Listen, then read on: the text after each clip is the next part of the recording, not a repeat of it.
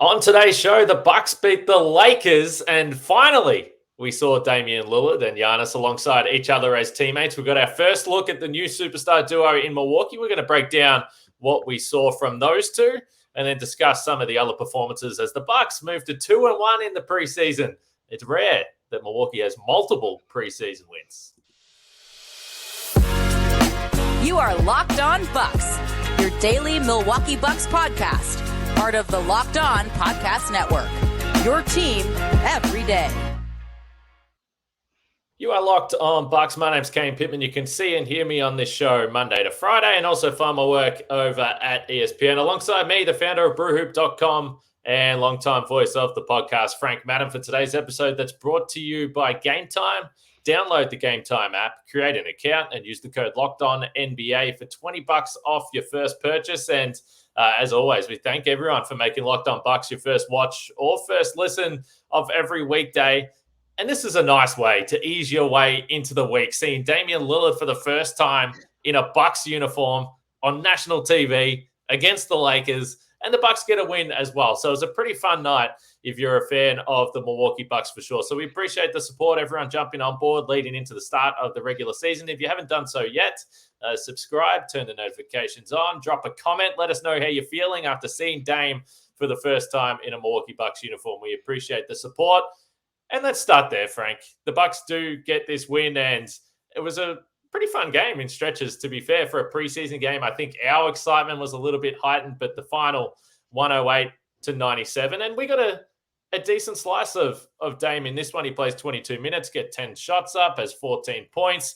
You saw him knock down a three off his first basket for the Bucks, an assist from Giannis. But I think there was also a little bit of rust associated with his performance tonight. But what stands out for you with Dame, other than the fact that even though we knew it was coming, it still felt a little bit weird to see Damian Lillard out there in a Milwaukee uniform? Yeah, you could tell in the first quarter, I don't know how long it was before he took a shot, but, probably being a little overly deferential, like new guy not wanting to start jacking up shots. So he was, I think looking to get other guys the ball. And, it was kind of funny. I mean, like D'Angelo Russell was like face guarding him at times. Yeah. There were times in the first quarter where, or first half where they were having Malik Beasley bring up the ball just so Dame wouldn't have to,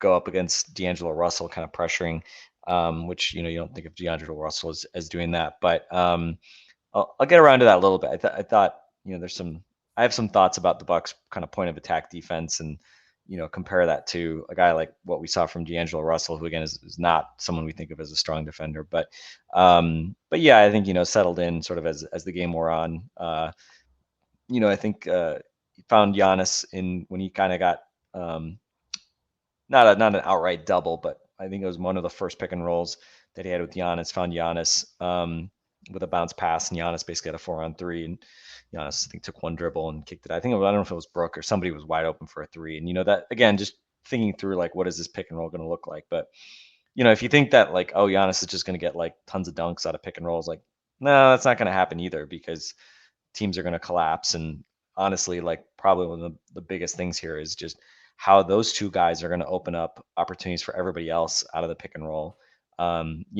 You look at like pick and roll, like the roll man stats on the NBA website, for instance, like guys don't get that many shots out of pick and rolls. It's like, it's hard, right?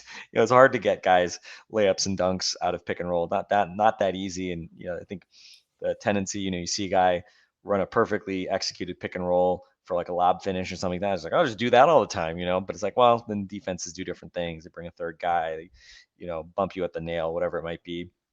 So it's all about, just putting pressure on the defense and then adapting to what the defense is giving you. So I think one of the other early pick and rolls, they kind of like, it didn't look like they were on the same page. And, but again, this is just the start of what's hopefully a long and fruitful partnership between Dame and Giannis. And, it's funny, it seemed almost like Dame was more comfortable to start the third quarter when Giannis, wasn't playing, because it was just sort of like, all right, Dame, just go be the one-man offense and go cook. So it's almost like, and that's what he's used to doing in Portland, right? He doesn't have to worry about, keeping the other, the superstar happy or keeping the other superstar fed. So certainly, it felt like in the first half, Giannis was kind of the more comfortable guy, just taking control and being like, as my team, I'm just going to do the stuff that I do. Whereas Dame was a little bit trying to fit in. And look at his final line: 2 for 7 from three, 3 for 10 overall. Did get to the line a fair bit, which six free throws in 22 minutes. We talked about that being one of the obvious differentials between him and Drew Holiday, just the amount of free throws that he creates. So yeah, we'll see. I mean, again, good to kind of get it out of the way. Nobody got hurt, and we'll see. Next game 2 days from now. I don't know. I'm kind of skeptical that we're going to see those guys necessarily play in OKC, but I mean, then again, like game conditioning is a thing, and we'll see. Now that they've had the first week or so of preseason off, maybe they will play all of the last 3 games, but we'll see. Just with how careful the Bucks tend to be about these things, wouldn't surprise me at all if they got another rest. But again, I think also given the newness, there's an argument like, hey, let's at least get some work in just to kind of build some of that familiarity, which obviously tonight was just the start of. It was interesting because in some of the interviews that Dame has done over the last few weeks, he spoke about the idea that he hasn't done a lot over the summer in terms of playing 5-on-5 basketball. It's not like he was at the World Cup like a lot of these guys playing basketball across the league anyway. So, he played 22 minutes tonight. Giannis sat out after halftime. I did get a tweet from a Bucks fan that was in the building that said, Giannis isn't starting the second half and John Horst has just left his seat. What's going on? Well, he was just going to do an interview on the ESPN broadcast. So I appreciate the panic and concern from Bucks fans there, though, for sure.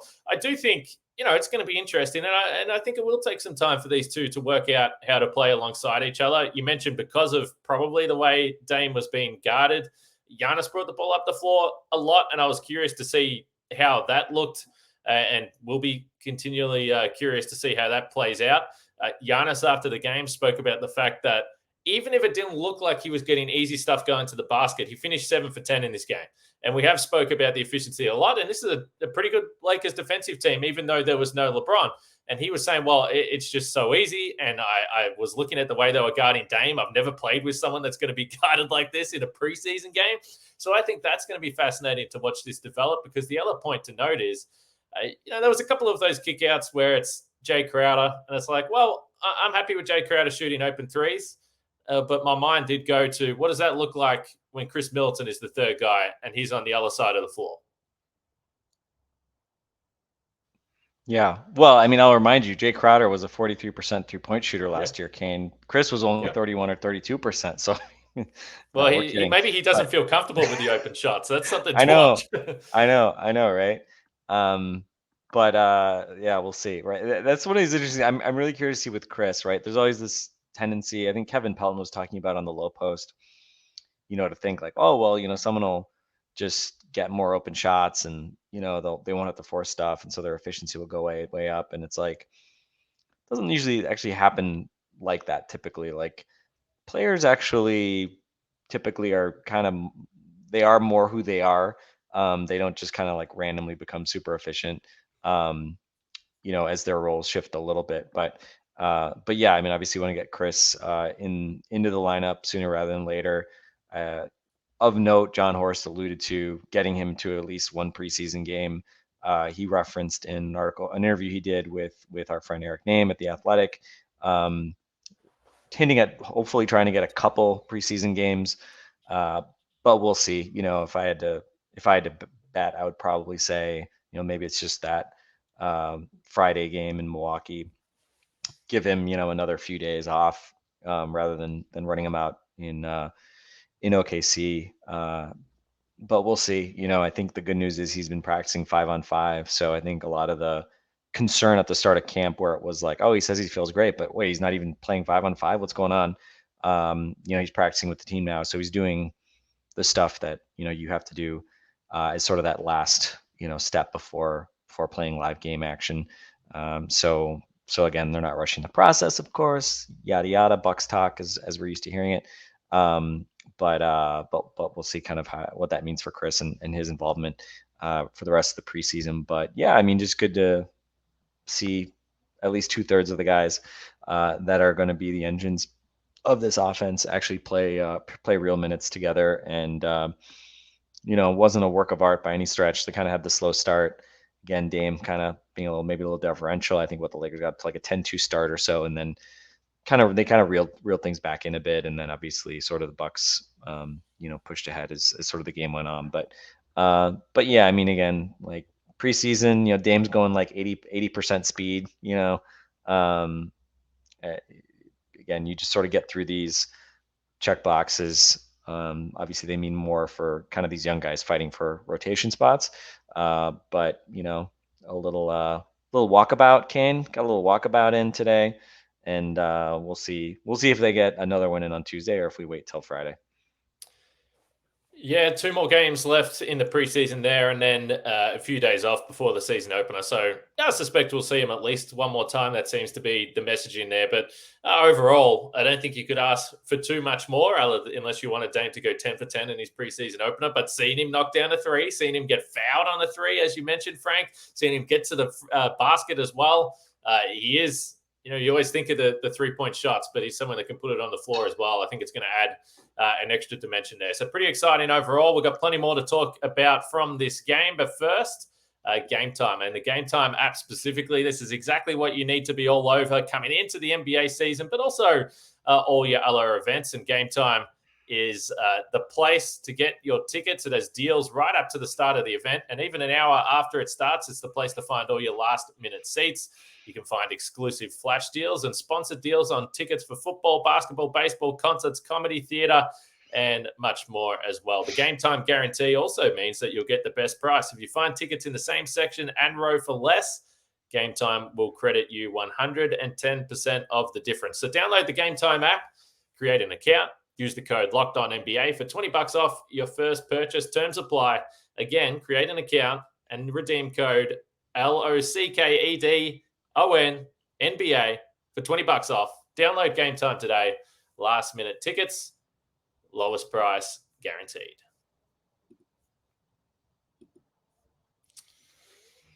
More preseason basketball coming up this week on Locked On Bucks, and we're going to have the post-game show there. Oklahoma City Thunder coming up, but just a long preseason road trip for the Bucks. They've used it as a mini training camp there, but plenty of good shows coming up this week. Make sure you're subscribed and got the notifications on so you can keep up to date with plenty of Dame chat. Feel free to wrap up any Dame thoughts you've got, by the way, here. But one of the guys I do have to mention here, surprise, surprise, we've spoke about him a lot. I didn't start the last podcast with him. I started with Jay Crowder. You called me out for it. I thought it was a fair enough point that you made there. But we've spoken about the roller coaster nature of MarJon Beauchamp a little bit. And he's a young guy. So I think it's fair that if we point out when he doesn't have a good night, we should point out when he does some nice things. I think it's noteworthy because I've certainly been someone that said, look, he's going to get his chances. And it looks like he's going to be in the rotation to start the season. He's getting the first quarter minutes, the first half minutes. I know Andre Jackson Jr. was spoken about a lot. He seems to be with the other younger guys towards the back end of the season. So Adrian Griffin, to me, even though there's no Chris Middleton there, looks like he's committed to giving this MarJon Beauchamp experience a chance to start this season. And I thought he was pretty good tonight. He had a nice steal. He had a nice assist in transition. He hit a couple of jump shots. He looked aggressive again. And I think this is the interesting thing with MarJon Beauchamp, just the roller coaster between when he looks confident and assertive and then other nights when it looks like maybe he's just going through the motions. Yeah, and he had a block and a steal and had another near steal on defense. Malik Beasley is not, running away and hiding with that starting shooting guard spot. No. I think, this was a game where, this was probably his best game as a Laker, or at least it felt that way in the first half. Like he's getting a shot block, missing jump shots, struggling on defense. I know some of our Laker fan friends were not sorry to see him go, especially with the way he struggled in the playoffs and was benched last year. People we're not worried about losing Malik Beasley in LA. So for him to show up now as the starting shooting guard for the Bucks in LA was a bit ironic, and it seemed like I don't know if he was feeling nerves or what, but yeah, it did not look good to start the game on either end. Did hit a few shots sort of as things went on in the second half, kind of bumped that shooting percentage up a little bit. I think he finished 3 out of 10. But the idea that he's going to be like the answer, like as your two-way guy defending, like protecting Dame and or Chris and defending like the, best wing, like, man, he's going to have some tough sledding if that's going to be his job. So I think that means that, again, a guy like MarJon, he needs to stay ready because, there's going to be nights where Malik Beasley gets 2 fouls right away because he's can't defend guys that he's being asked to defend. And I thought, again, it's like, it was an odd game, right? Game 1, MarJon was good. Game 2, he was not. Game 3, he looked better again. Just looked comfortable getting to a little floater after kind of picking up a loose ball, hits a little pull up from mid range. Like we said, made some plays defensively. Again, nothing like huge jumping out the page, but I think also just like defensively, just, 30 feet from the hoop, moving his feet, staying in front of like a guard. Again, like Bucks need somebody that can do that, right? And whether it's him, whether there's some opportunities at some point we expect for Andre Jackson Jr. He seems to be behind MarJon in terms of, just the opportunity set right now. He's coming in later in games than MarJon is, playing fewer minutes than him in the preseason. But I think we both assume that at some point, because of injury and, because I don't think they have, all the answers at this point on this roster, I think we will see Andre Jackson. And, he also, again, had a few interesting moments like he's had pretty much every game. So I think, yeah, I mean, I said those guys will get opportunities. I think, we can tell from who's been starting these games, right? The kind of call out, the rough 9-man rotation. We'll see how many guys are actually playing night to night for Adrian Griffin. But, we know the 5 starters at this point if you put Beasley in as the shooting guard. And then, the kind of 4 guys off the bench. Obviously, Bobby and Pat, are the 2 guys, the givens, the carryovers from previous years. And then Jay Crowder obviously has been starting in Chris's absence at the 3. So I'm going to assume that he's probably the backup 3 at this point. Obviously, he can play 4 as well. And then, Cam Payne, I guess, presumably would be your backup point guard when Dame is off the floor. And it'll be interesting to see for him, I think his value just like is so much tied to just like whether he's hitting 3-pointers and runners, like if he has a down year doing that stuff, then I think in the playoffs, you're going to probably try to figure out how to, minimize his involvement, if not entirely. But if he has a good year, as he did a couple of years ago, then, he's going to be a super interesting, energetic kind of addition there. But, he didn't, I haven't looked at him as a guy that I think has distinguished himself defensively either. So, so on the one hand, you can say, well, that's your 4 guys off the bench. How many guys are you really going to play? And you haven't mentioned MarJon or Andre Jackson or Robin Lopez, who's played a lot. But, tonight we saw them basically go line shifts, right? Which isn't how they're going to play in the regular season, right? They're basically taking out the 5 starters all at once. Obviously, you'll see them getting staggered, and you're not going to see all those guys play every night. So again, I would just say again for people that really want to see the young guys get opportunities, we may require a bit of patience. I don't know if we're going to see those guys, on opening night. I imagine we'll probably see MarJon. A lot of coaches will go a little bit deeper early in the season as they're kind of evaluating guys, et cetera. But again, maybe we'll see 11 guys or something on opening night. But I would say for better or worse, the kind of the wing rotation spots, there's definitely still a lot of minutes to be won there.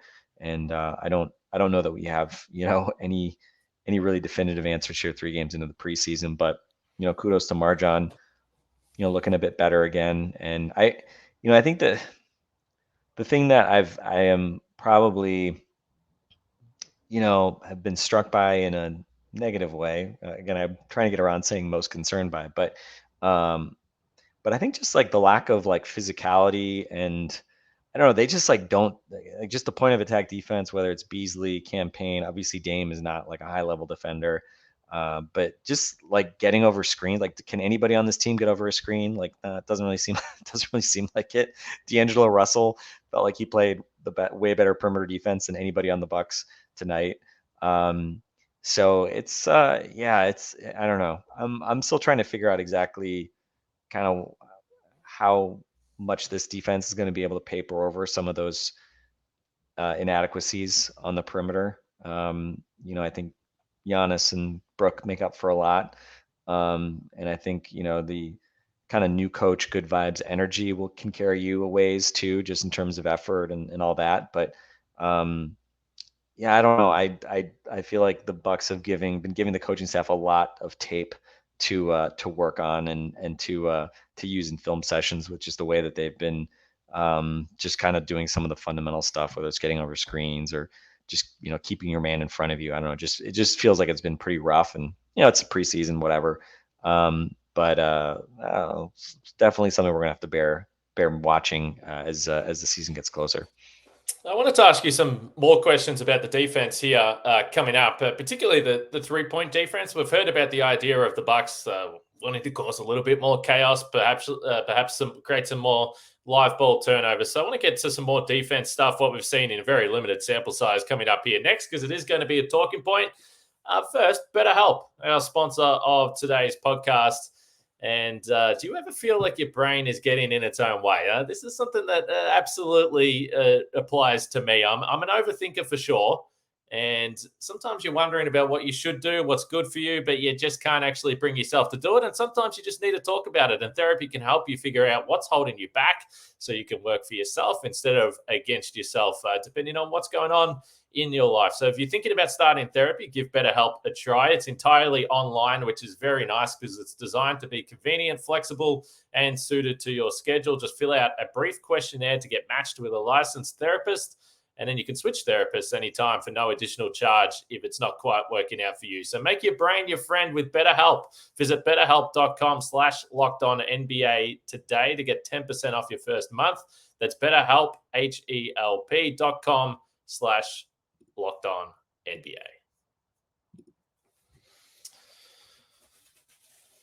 Let's talk defense, Frank, because I do think that, and whether or not there's been some reactions to the Drew Holiday stuff, because it feels like perhaps he's getting a little bit more attention in Boston now than he did in Milwaukee. So there's some defensive nature to this. Of course, the Bucks also picked up a superstar in Damian Lillard. So I don't think if you're a Milwaukee fan, you should be feeling too upset about the way things worked out. I think it's pretty damn exciting. But even before Drew Holiday, there was Eric Bledsoe. And I think the screen navigation stuff, those two guards were elite at it. They were all defense guards at the position. So the Bucks are just walking into a situation they haven't been in before. I do have some concerns about how much Giannis and Brook Lopez are going to be asked to do at the rim and the effort they're going to have to put in defensively. That's a little bit of a concern for me. I think the other thing that we're seeing with the Bucks, and we saw it a lot tonight, and they weren't really hurt by the Lakers in this regard tonight because the Lakers didn't shoot that well from three. They were 9 for 34 all over. But you are seeing a lot of scrambling from this Bucks defense, whether it's guys that are potentially out of position a little bit, whether they're caught because they aren't able to get over those screens as quickly as necessary. And I think that we're just seeing that the Bucks are potentially going to be in a position where ball rotation, ball swings that we've seen before in the past, think back to Jason Kidd Bucks teams, there's going to be a lot of open threes. And I wonder whether this is going to be a stat to track, because we've talked about the 3-point defense in the past and it's frustrated Bucks fans, but it was for a very different reason to what it might be something to watch this year. And it does, some of these defensive possessions, you're seeing the guys work pretty damn hard, scrambling, trying to keep up with the opposition offense. So I think it's going to be something to watch. Yeah, I mean, I think from a theoretical standpoint, I think where the Bucks ended up last year was probably the best place that they'd been in terms of, you had the big man led sort of drop defense type of kind of, base that we've seen in the past, but the concerted effort to reduce sort of the, unnecessary helping, it really paid off. I mean, the opponent 3-point attempt numbers, it really went down. The corner three numbers, were terrific in terms of opponent 3-pointers allowed. So they were in a really good place. And I mean, the irony is, even in the Miami series, like the opponent defensive numbers in terms of, they allowed the fewest wide open threes of, I think, any team in like the last 5 years in the playoffs, like in terms of average opponent wide open threes allowed per game. And of course, it didn't matter because the Heat just hit everything anyway. But I think tactically they got to a very good place. And so, I think we've talked a lot about the Bucks needing different pitches, needing more flexibility, malleability, unpredictability. I think that certainly seems like from everything that we've heard Adrian Griffin talk about and what we've seen so far, I would anticipate that will be an area. They're going to try different stuff, right? I thought 3 minutes left in the second quarter. I think we saw what looked like, a zone defense that the Bucks trotted out. And, I don't even, I think they only may have run it for a single possession, but they forced a 24-second call. And again, it was kind of like scrambling, and Giannis was on the, far side of the court, and then he rotated over along the baseline, and he was on the other side of the court. And, they were all kind of scrambling, running around, as this not sure if that was exactly how the, defensive zone amoeba was supposed to be contorting itself, but it worked at least for that possession. But yeah, I don't, it's hard for me. I don't try to read too much into preseason stats, because again, your team and the opponent team and the lineups are such a hodgepodge and such a mess. It's kind of hard to, tease out real tactical nuggets from, again, also just such a tiny sample size. And, even tonight, Lakers shot 9 for 34 from 3, which is a bad number, right? I don't know how much of that was, Bucks defense. They missed a lot of open threes. 34 attempts is not bad, right? If the Bucks were allowing, 50 threes per game in the preseason, then you'd think ooh, that's not so great. That's not so great. That's concerning. So yeah, I think it'll just be a really interesting stat. I totally agree. The opponent 3-point stats, and not just, less so the percentage, right? Because we know the percentage can kind of fluctuate, but the opponent, 3-point, the open looks that they allow, where they improved significantly last year, the total number, obviously, that they allow, and also just the breakdown of corner versus above the break threes. Even when the Bucks were allowing a lot of threes, they tended to be more above the break, which were, lower percentage shot. Oftentimes that's, more big guys on pick and pops, things like that, and not, good shooters parked in the corner. So yeah, we'll see. I'm really curious. They're obviously banking on, some the kind of trade-offs, right? That they're going to force more turnovers and be able to, capitalize offensively off that as well. But whether the math, bears that out, that will be something we'll have to see. Toronto, they obviously did, the fast break numbers, the turnover numbers were definite pluses in the last couple of years, but they also gave up a ton of threes, and the defenses were okay, but not great. I think the most important thing to know about those Toronto defenses, though, is that, probably the best analog for personnel the Bucks have is the second year that Nick Nurse and Adrian Griffin were there after the championship. That second year, that they had a quote unquote full year of Marc Gasol. He still missed 30 games or something like that. But, they really, until they traded for Jakob Poeltl last year, they really didn't have a true kind of drop big man in those sort of intervening years. And the defense was not great. People love talking about the Nick Nurse crazy, all 6'8" wings, blah, blah, blah. Well, they weren't actually that good defensively, in terms of the bottom line, but they were awesome when they had Marc Gasol. And again, in the grand scheme of, analogs for Brook Lopez, he's a pretty good analog, right? Big guy, not super mobile, but very cerebral, rim protector, and offensively also can space the floor. So, those Toronto teams also had way better wing defenders than this version of the Bucks, between guys like OG and, even Norm Powell, Fred VanVleet, Kyle Lowry, their guards, were all much better defenders than, whoever you drew the comparison on for this year's Bucks. So again, the fact that second year Raptor team was super elite, I think they were second in total defense, again, that doesn't guarantee anything for the Bucks, but we'll see. But, bottom line, again, we'll cite it again. Justin's comment from the live pod in the summer, he didn't think the Bucks had their starting shooting guard on the roster at the time. I think, again, if they take this current roster, unless, especially one of those young guys really pops in terms of being an answer as a defensive wing, it just feels like there's a move that has to be made at some point. And we'll see what that might be and if they do it before the trade deadline. But in the meantime, I think they can get along just fine in the regular season. But again, it's, are you comfortable going to the playoffs with that, like wing defensive hole?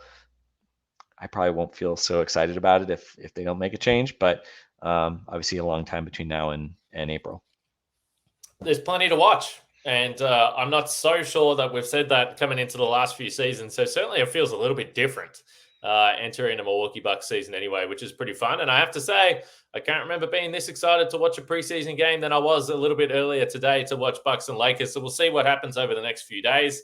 As I said, Locked On Bucks every day this week, of course. Post-game show coming up in a couple of nights' time as well. But let us know how you thought. Frank's got his hand up. He's got one more thought, which means we've got approximately 22 minutes left in the podcast. Frank, go for it. Well, we didn't really talk about, this is the first time we've seen Giannis since, obviously, the last game of the playoffs. Just a couple other just kind of comments about Giannis. So he showed up, his official weight this year was 254, up from officially at least 243 a year ago. It feels like he does look maybe a little bit heavy. Obviously he's still a freak of nature. Like the dunk he had in the open court, he had the dunk where he lost it and dunked on AD. He's still doing stuff that's super impressive. I kind of wonder, is he going to get maybe a little leaner as the season wears on? I don't, again, who knows, right? When you're that big, like swinging 5 to 8 pounds isn't really that big of a deal, right? Like it's not that big of a number when you're 250 pounds and, a peak physical athlete. Like it probably depends on, how much water you drank the last few hours. But I don't know. I do kind of wonder, maybe Giannis is a little bit big right now. He might be a little bit better off if he was just a little bit leaner. And again, I don't, this is based off seeing him play for 15 minutes, and he scored 16 points and had, 7 out of 10 shooting in that period. So it's not like it was a huge problem or something, but I do wonder maybe carrying a little less weight would be helpful. And also just thinking about his knees and his joints, right? Like, generally speaking, being leaner, better on the joints. It was nice to see him score his first basket on like a little mini improvised hook shot. We always like to shout out hook shots around here. Yep. And then only shot one free throw tonight. It was a very uncomplicated. Like I don't know that it's dramatically different from last year, but it seemed like just some of the dilly-dallying, like the long breath beforehand, seemed very limited. One dribble and up, and I don't know. He made one free throw out of one attempt tonight. So I'm going to go ahead and say the sample is small, but we are obviously keen observers of the Giannis free throw routine and free throw success.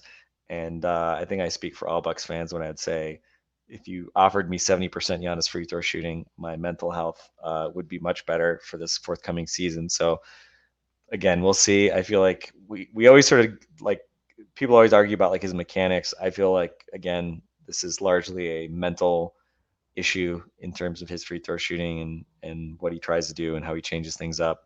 So I don't know. We'll see. I would love it if we didn't talk too much about Giannis free throw shooting this year, but to be continued. Well, if people got on our friends over at FanDuel, they would have seen the line Locked On Bucks more than 1.5 post-game shows before Frank mentioned Giannis's free throw routine. And if you took the under, congratulations, you're rich. First preseason game. And you said if he's 70% from the free throw line, it'll be good for your mental health. He's 100% right now. So you're going to sleep like an absolute baby tonight, one for one from the free throw line for Giannis. He also did take a little free throw line fade away there. Didn't knock it down. Hit his 1 3-point attempt. So it looked like he was trying a few different things. But as I said, he was 7 for 10 from the field, which is pretty nice efficiency. And as always, there were some plays there. Certainly the effort level doesn't really wane for Giannis when he comes out in preseason. I definitely held my breath a couple of times where I was like, I don't know if you need to be hitting the floor like this on October 16 or whatever the date is today. But he got through. The Bucks got through 2-1 in the preseason. No, I'll give you one last pick. You guys talked about MVP last week with Justin and Josh and all that. I definitely agree. Giannis, the higher MVP likelihood, certainly above Dame on this team. I do think though, I think the odds of Giannis winning an MVP with Dame, with Jokic being as good as he is and how durable he is, I think it's probably pretty low. I think he was like plus 500, plus 550, something like that. I saw he was plus 750 for Defensive Player of the Year. My, perhaps not hot take, but my random gambling take for this Sunday night is I think Giannis for Defensive Player of the Year is a better bet than for MVP. I don't know. We saw the GM poll, like Giannis was like, I think the best defender in the league in that poll, which surprised me a little bit. I think he's going to be more active, more engaged, probably more involved on ball this year than he has been in previous years. I think he tweeted after not making either of the all defensive teams about disrespect and all that. So I hope he comes out motivated to make plays defensively. Obviously, we talked about Adrian Griffin and him wanting the team to make more defensive plays. And obviously, Giannis is the best defensive playmaker they have. So I think some of the defensive stat numbers, block steals, I would expect those to rebound after kind of really hitting, well, quote unquote, rock bottom last year, at least by Giannis' standards. So I think he's going to have a big year defensively. And I think if the Bucks end up having a very good defense, like an elite defense, there's not going to be any illusion that it was because of their guards and wings. So it'll be all because of Giannis and Brook Lopez. So I think he's got a decent shot at Defensive Player of the Year. He's obviously won it before. And, even last year when he wasn't putting up big defensive stats, he was still peripheral to the conversation. So yeah, that's my random take. And now, Kane, I'll back away from the computer. I'll stop raising my finger to tell you that I have things to say, and we can let people go on with their Mondays. No, it's a strong take from you. Yes, I was pretty comfortable with that one. I think Giannis would be the MVP if there's going to be an MVP coming from this team this year. I feel pretty confident about that. But that's all right. I'm going to wrap it up now before I give you any more thinking time to throw out one more thought. We've still got a few podcasts to go, Frank, so you got to save some of those thoughts. We'll leave it there. As I said, we appreciate the support for the show. Hopefully you had fun watching this preseason game and this podcast tonight. So let us know what you thought from the early impressions from Dame and Giannis together on the floor, and we'll catch you all tomorrow.